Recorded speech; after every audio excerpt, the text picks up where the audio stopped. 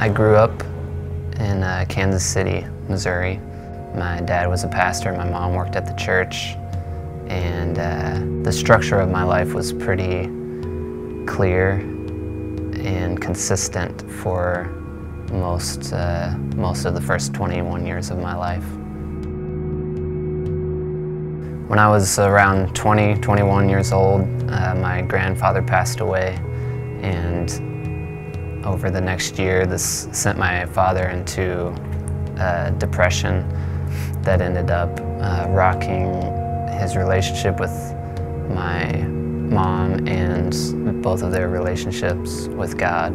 They both ended up leaving the church, and all of the structure that was in my life was gone. The people that I looked up to in my faith began to doubt their faith, which caused my faith in God to unravel. I withdrew into isolation. I was afraid to be alone with God, and much rather would be alone with a TV show or something to numb the disorientation that I felt. All of the confusion and misdirection kind of came to a head one day. I was in Kansas City getting home, and I began to talk to my father about all of the just flat out confusion I was feeling. And I remember being in the living room as he embraced me and held me, and I just started bawling. And I realized as I literally sat in my father's arms as a 24-year-old weeping, that I had lost all direction. God was searching me and testing me without me even asking, and now he was beginning to lead me. He began to remind me of the importance of the values I had kind of thrown by the wayside. The value of purity, value of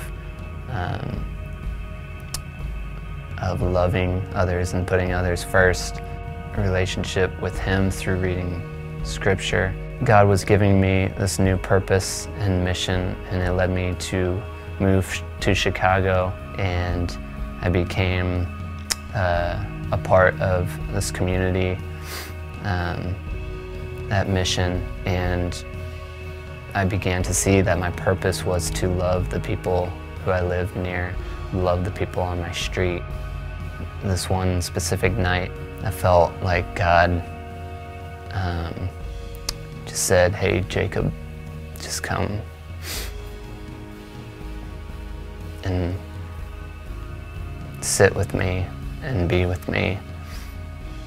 It was such a peaceful invitation that I couldn't refuse, and so I took a bike out to a field, and I felt weird doing it the first time, but then continued to do so.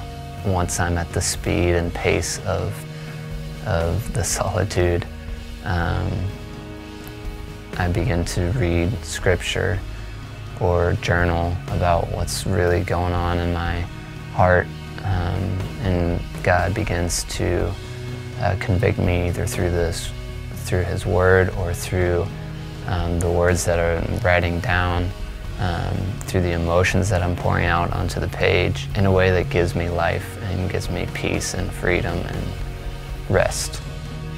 For God to continue to lead me, I need to run away from things that numb my soul. I need to run away from isolation. I need to run towards community.